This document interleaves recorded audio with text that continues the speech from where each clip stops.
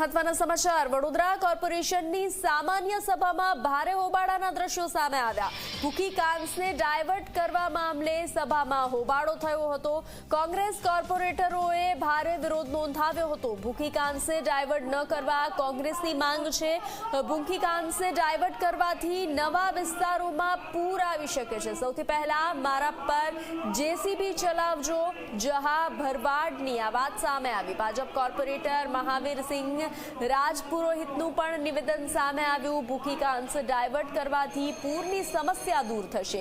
નાગરિકોના હિતમાં ભૂખી કાંસ ડાયવર્ટ કરવાની જરૂર છે। કોંગ્રેસને સસ્તી પ્રસિદ્ધિ મેળવી છે। કોંગ્રેસ સસ્તી પ્રસિદ્ધિ મેળવવા વિરોધ કરે છે। નવી ભૂખી કાંસ 4 મીટર પહોળી અને 3 મીટર ઊંડી બનશે।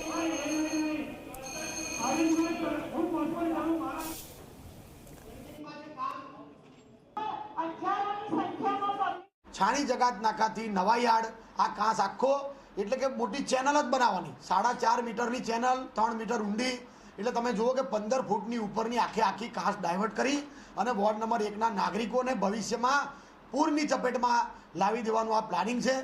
એક વિસ્તારને બચાવી અને બીજા વિસ્તારમાં આ પાણી ઘૂસડી દેવાનો જે પ્રયત્ન થઈ રહ્યો છે, જે પણ લોકોએ આ કન્સલ્ટન્ટ નિમ્યા છે અને કન્સલ્ટન્ટ જે હતા એ લોકોએ અમને વિશ્વાસમાં લીધા નથી।